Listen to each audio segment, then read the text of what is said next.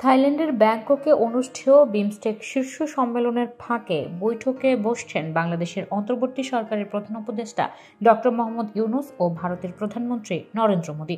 বাংলাদেশের রাজনৈতিক পট পরিবর্তনের পর এটি দুই প্রতিবেশীর সরকার প্রধানের মধ্যে প্রথম বৈঠক হতে যাচ্ছে। বিমস্টেক সম্মেলনে যোগ দিতে থাইল্যান্ডে যাচ্ছেন ডক্টর ইউনূস ও নরেন্দ্র মোদি। সেখানে দুই নেতার মধ্যে বৈঠকের ইচ্ছার কথা জানিয়ে দিল্লিকে বার্তা দিয়ে চিঠি পাঠিয়েছিল ঢাকা। ওই চিঠির প্রত্যুত্তর এসেছে দিল্লি থেকে।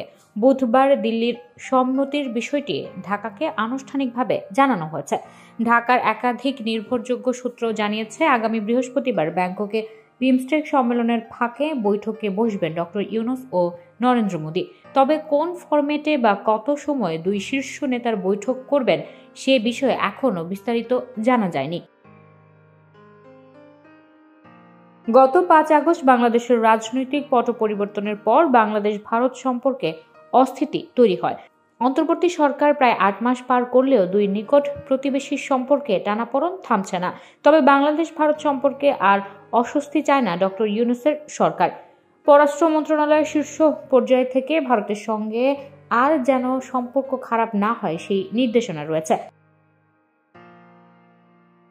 ব্যাংককে ইউনূস মোদির সম্ভাব্য বৈঠক নিয়ে সাবেক এক রাষ্ট্রদূত বলেন, 5 আগস্টের পট পরিবর্তনের পর থেকে বাংলাদেশ ভারতের সম্পর্কে যে টানাপোড়েন চলছে সেটি অনেকটাই কমে আসবে যদি ব্যাংককে ইউনূস মোদি বৈঠকে বসেন। আমি মনে করি দুই প্রতিবেশী একে অপরকে প্রয়োজন নেই এ কথা বলার সুযোগ কারও নেই। যার যার নিজ স্বার্থ বিবেচনায় দুই শীর্ষ নেতার বৈঠক হলে দুই দেশেরই কল্যাণ হবে। সম্প্রতি পররাষ্ট্র সচিব জসিম উদ্দিন এক সংবাদ সম্মেলনে বলেছিলেন, আমাদের সম্পর্কের বর্তমান যে প্রেক্ষাপট সেই প্রেক্ষাপটে এই বৈঠকটিকে আমরা গুরুত্ব দিয়ে দেখছি।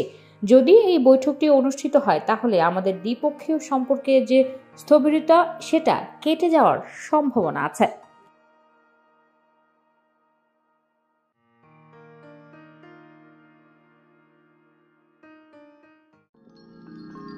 You are watching Raj TV, Jagorone, Bangladesh. Please subscribe our channel.